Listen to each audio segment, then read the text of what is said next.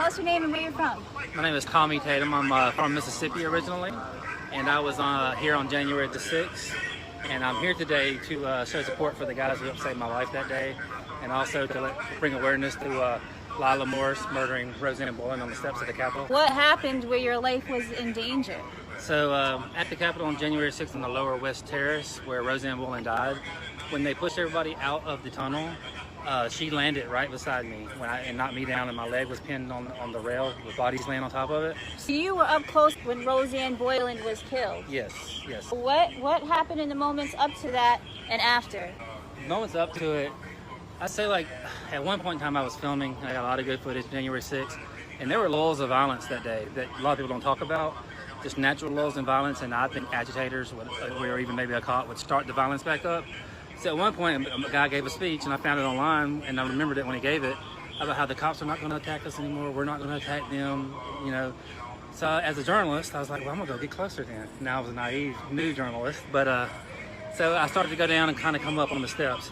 So I was going to try to get as close as I could without getting in the way, because I kind of thought all the violence was going to be calming down. And about that time, it started back up, and people were coming down from the tunnel, gas masks, flashbang, pepper sprayed, and they couldn't see, so those were like 3-foot drop-offs right up at the top. So we were grabbing those guys and telling them to calm down, don't break your neck, don't fall down this, don't fall down the stairs. But as that's going on, you're slowly being pushed up. And as I was getting close to the tunnel, like you're about to go in, I was still on the steps going up, I started thinking, oh my God, I'm getting too close. So I'm gonna grab this rail and swing myself around and run back down the stairs. But about that time, everybody comes flooding out of the tunnel. Everybody lands all upside down, all up and down the tunnel. Rosanne lands right beside me, like literally within an inch from me, and she's already bleeding from her nose and her mouth. So we lay there with all the bombs going off, the pepper gas, the spray, the batons, the bodies being thrown into us, people screaming, I can't breathe, I'm dying, for 8 minutes. And this is what I want everybody to realize is, she was not dead before Lila Morris hit her, because we were on the ground for 8 minutes. She still had a color in her face. She was bleeding from her nose and mouth, I think from a previous assault in the tunnel from a police officer. And she was laying there unconscious, bleeding from her nose and her mouth. And about the time Luke Coffey comes up and puts himself in between me and her, Lila Morris takes a stick and beats Rosanne Boyland in the head and murders her with it.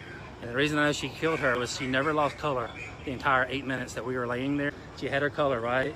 And I could swear she had some expressions on her face.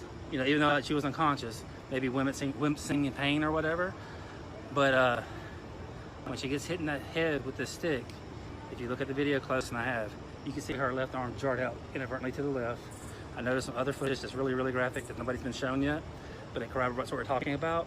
And also, within 3 minutes of that strike, Rosanne Boyland turns purple and dies. I guarantee you, not one of those men who tried to save her life ever felt the pulse. And these cops are trying to blame them, saying if it was not for them, they could have saved Rosanne's life.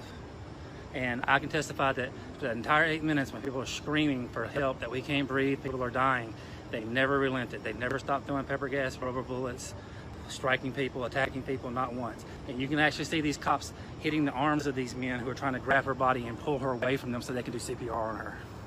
So I'm here to answer your question. I feel like I'm one of the only people who can speak for Rosanne, because I was there the entire time, and it's all been covered up, and other journalists have covered this.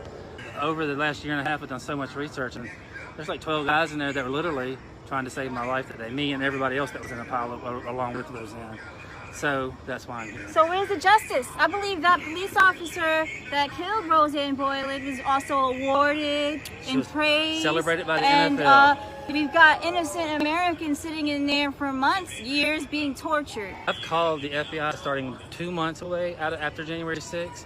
About a month ago, I called Congressman Nell out of Texas, and he was one of the congressmen that Nancy Pelosi wouldn't allow to be on the January 6th committee. I saw an interview, and I figured it was worth a shot. So I called him, I told him exactly what happened. 2 days later, the FBI calls me, asking me what happened to Rosanne Boyland. They did not want to know almost anything else other than what happened to Rosanne Boyland. I recorded these phone calls. I had 3 phone calls with the FBI I put on YouTube with them asking all about it so people can listen to it. January 6th doesn't want to hear from you. Yes. Doesn't want to hear from someone who almost was inches away of getting killed themselves, who saw Rosanne Boyland die. Yes. And I fully believe that's why they have not arrested me, because of everything I can test, because I was there so long. I was with her the whole time, when we hit the ground to when she was murdered. and they don't want they're trying to rush these cases through. They want these guys to plead. They want these absolutely corrupt trials that they go through. And if you go sit in one of these trials, and you can, people think that you have to have some kind of badge from the city, or you can, as a citizen, walk into the courtroom, sit down, and listen to everything these guys. We're gonna go sing the national with Nikki anthem, the and they hear us in the cells right now. They know we're out here, and they're not alone because they have the support of we the people. That's right. Right, and the Gateway Pundit, of course.